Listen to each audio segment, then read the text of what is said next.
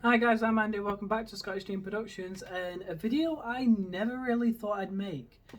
Today I'm going to do a quick review of the Vulcan Productions Preston's Blackpool route, which has Ribble Steam Railway on it. I am specifically reviewing the Ribble Steam section of the route. The Preston to Blackpool bit I have not seen. I'm just critiquing the Ribble Steam Railway bit because that is all that matters to me at the moment. So, let's get on with it. First and foremost, oh my lord, this route sucks. Not in a sense that, the track's everywhere. The track is probably the best bit about this route. The track is laid almost perfectly, apart from the station is curved on this route. Our station is stone cold straight. Now,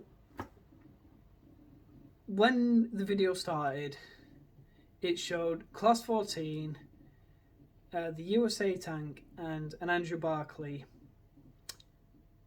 But it started in front of what was only describable as an airplane hangar where the Furness Railway Truss and Ribble Rail Sheds should be. So the only correct thing about the first few seconds of this video is where the Class 14 started.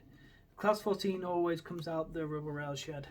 That's because I don't really think we have enough room in the running shed, so we just keep over there. Let the Ribble Rail guys deal with it if it breaks. So already down to 9 out of 10 for that. The bendy Riverside Station and the ridiculously large shed that looks nothing like what it actually does. And that just goes to show that they didn't really do any research when they made this route. And I'll prove my point when I come on to the next bit, which is the swing bridge. Now, the swing bridge is iconic because it's an easily recognisable part that if you have been to Ribble before and you saw a picture of our swing bridge and a steam engine going over it, you'll go, that's Ribble. Or you'd know which railway it is and where it is. Now, if you showed me a picture of this swing bridge and said, where's that? I wouldn't have a clue. Now, if you don't really know what I'm on about, there's a link in the description below. It's got the original video in it by Yorkshire Steam something. I'm sorry, I forgot your name. Basically, there was an announcement on YouTube last night by about a few routes getting kind of updated or sort of remade. And they were mostly preserved railways, like the Mid-Suffolk Light Railway, which I'm a huge fan of. Because they've got a Y7 class down there. I think it's... oh dear. A Great Northern Class Y7 at LNER Y7, little 040 tank engine. So the Mid-Suffolk Light Rail was getting built, and surprise, surprise, the North Yorkshire Moors is getting a revamp again. So, yeah. But with all these routes getting sort of updated and rebuilt, if you can do the North Yorkshire Moors, I reckon that there's someone out there who has the finesse and ability to jigsaw together these different assets to construct the swing bridge what it's actually meant to be. The large pillars, the cable supports. It doesn't have to swing. It really doesn't. It just has to look close to the part. Like the one I've done, the pillars are circular instead of squared, and it's white and grey instead of blue. But just the fact that if you see that, you'll kind of recognise, oh, that's the one at Ribble. But with this, there are no pillars. I'm pretty sure it's like white or brown. It's ridiculously close to the water. So already that's another minus one. You're down to 8. Now moving past that, the long straight towards Britannia Crossing, which is the foot crossing between the Embankment and the Exchange sidings, which actually gets you over to the flats along Preston Docks and towards the Odeon. What the hell?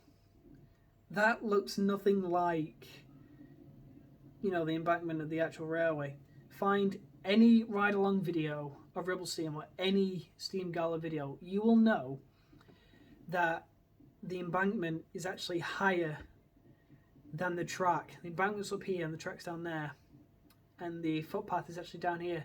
Now I believe that's actually a flooding protection sort of thing, so if the River Ribble gets too high, it's not going to flood the track and flood apartments. So really our railway protects all the people in those flats. And again, that's another iconic part of the railway, the embankment. If you see it, you'll recognise the railway. It's just flat on this route. It's just flat. Maybe it was like that back in 1920 or 1930, whenever the railway was built. But not now. If this is what you're modelling, modern day Ribble Steam, Preston to Blackpool, you need to add in those fine details. So as the driver's going along, not at 40 miles an hour like you were doing. Yes, you know who you're on about, the original video. The Andrew Barclay and some Mark 1s going 40 miles an hour across a swing bridge. But, yeah, like, if you're driving along and you know the swing bridge, you'll know the embankment comes up next. And that embankment actually allows for some really nice panning shots as the train goes past both ways. But the fact that it's just flat is taking that away. It's got rid of that chance of, you know, an elevated shot, but it's down close to the ground. That's one of the main benefits I love about the embankment. You can get so many brilliant shots off it. But it's not in this route. 7. You're down to a 7 now. So, after this, obviously, we've got the fact that you started the session at the Furness Railway Trust shed instead of the actual running shed. And from what I've done my research on, the council shed is literally just some sort of barn. It's nowhere near to what it, is close to. Even if you just put a small 2-lane engine shed, try to round out the back of it, some rail access doors, that would have been fine. That would have been absolutely fine, even if it was like a block of cheese. But there's literally just this carriage shed barn. So like a miniature version of the airplane hangar you saw at the start of the session in the video. So overall, this route, I was really looking forward to it before I actually saw it. And I'm glad I saw it now before I actually went and downloaded it. Because that would have been double the disappointment. And I probably would have been quite angry.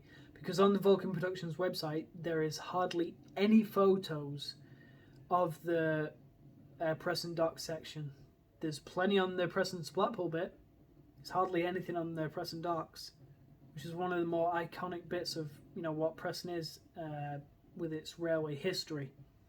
Preston Docks was a hustling, bustling place for railway movement. So the fact that one of the important parts of the Preston railway history has just been sort of just kicked in there and not really done to 100%, kind of half-arsed. It's kind of insulting, Vulcan Productions, you've let us down at Ribble Steam Railway at your attempt to, model our railway, and you've let yourselves down with the amount of effort you could have put in. So overall, this route literally gets a 4.5 out of 10 for me. That's low. So guys, I'm going to leave it at that. Go watch the original video. Go tell him that I sent you. I'm sure he's probably going to watch my response to see what I have to think about it. But anyway guys, Thank you so much for watching this video. If you liked it, leave a like and a good comment. If you didn't like it, leave a dislike and a bad comment. And as always, I will see you in the next video. See you later. Bye for now.